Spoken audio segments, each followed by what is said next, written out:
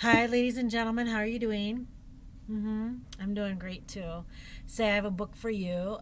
This book is an ugly part of American history. I thought I'd just share that right off the bat. But as my history teacher used to tell me in school, if you don't know about it, then you're likely to repeat it. So we have to remind each other about some of the things that happen in history so we don't go through that again. During World War II, there was a man in charge. His name was Hitler. And Hitler was not very kind to the Jewish people. He did some very terrible things to them.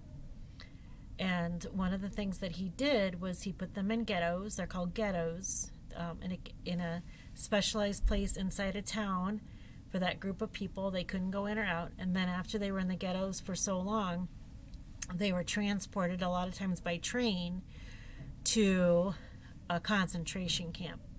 And the concentration camps were full of disease. The people were not fed well. They were not taken care of well. Sometimes they just died, and sometimes they were killed. So this story is a true story. It really happened, and it's a sad part of our American history, but it's also a valuable part, and valuable in meaning we need to know about it so we don't repeat our same mistakes. This story is called Erika's Story. It was by Ruth Vander Zee, and Roberto Innocenti is his name.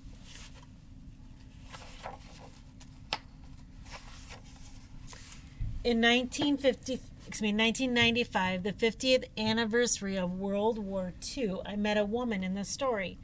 My husband and I were sitting on a curb in Rothenburg, Germany, watching a cleanup crew gathering shards of broken roof tile from a city hall.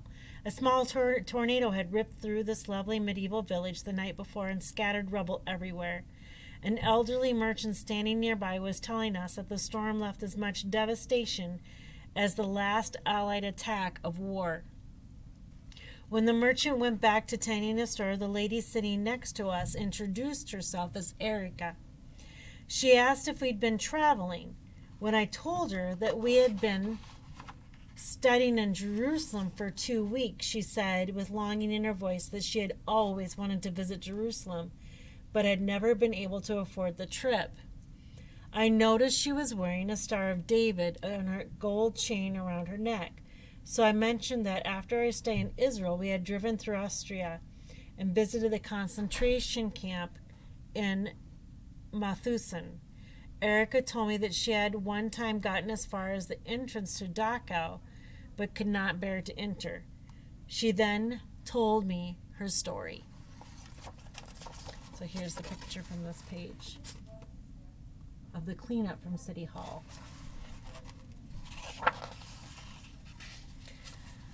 From 1933 to 1945, 6 million of my people were killed. Many were shot, many were starved, many were burned in ovens or gassed in chambers. I was not. I was born sometime in 1944. I do not know my birth date. I do not know my birth name. I do not know in what city or country I was born. I do not know if I had brothers or sisters.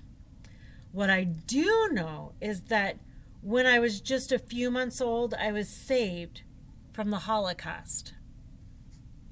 I often imagine what my family's life was like in that last few weeks we spent together. I imagine my mother and father robbed of everything that they owned, forced from their home and relocated into a ghetto. Later, perhaps, we were ordered from the ghetto. My parents must have been eager to leave the barbed wire fence section of the city to which they had been assigned. To escape the typhus, overcrowding, filth, and starvation. But they did have any notion of where they would go next? Did they have any notion? Were they told that they would be resettled in a better place?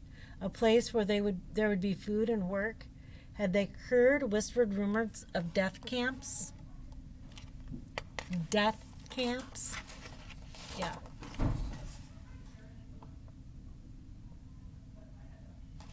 Serious things. I wonder how they felt when they were herded to the railway station with hundreds of other Jews, crammed into a cattle car, standing room only. Did they panic when they heard the doors barred shut? The train must have traveled from one village to another through pastoral landscapes, strangely untouched by terror. How many days were we on that train? How many hours did my parents stand, crushed together? I imagine my mother holding me close to protect me from the stench, the cries, the fear inside that packed car. But now she undoubtedly knew that she was not headed to a place of safety. I wonder where she stood. Was she in the middle of the car? Was my father next to her? Did he tell her to be brave? Did they talk about what to do? When did they make their decision? Did my mother say, "Excuse me, excuse me, excuse me"? Did she work her way through all the people to the wooden wall of the car? While she wrapped me tightly in a warm blanket, did she whisper my name? Did she cover my face with kisses and tell me that she loved me? Did she cry? Did she pray?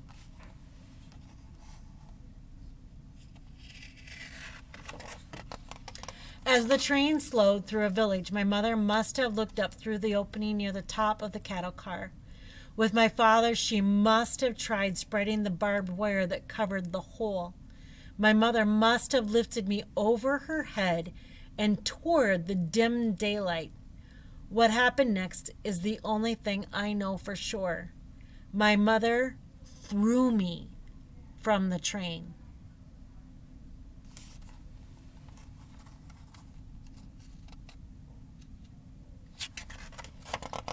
She threw me from the train onto a little patch of grass just past a railway crossing. People standing there waiting for the train to pass saw me hurled from that cattle car on her way to death. My mom threw me to life. Someone standing nearby picked me up and brought me to a woman who cared for me. She risked her life for me. She estimated my age and gave me a birth date. She said my name would be Erika. She gave me a home. She fed me, clothed me, and sent me to school. She was good to me.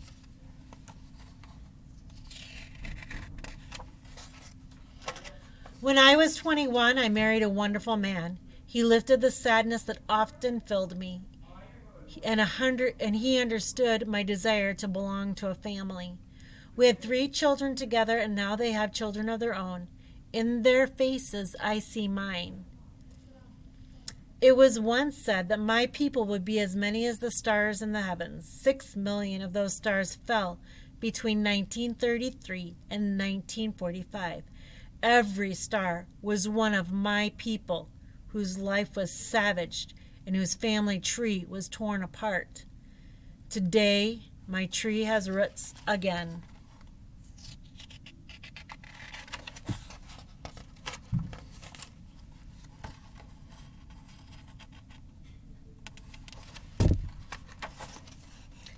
My star still shines.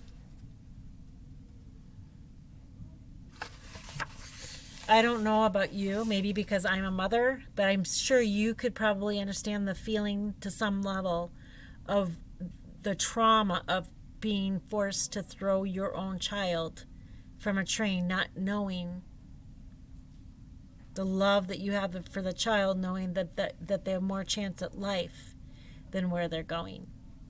That would have been such a hard decision for those parents. And I can tell that Erika thanks them for that sacrifice that they made. If you don't know much about the Holocaust, I would encourage you to learn more about it, even though it's a difficult subject. There are other ones out there too, other difficult topics. This is just one of them. Thank you for listening to the story. It's up here in the library. You're welcome to come check it out and read it for yourself. Have a great day and keep reading.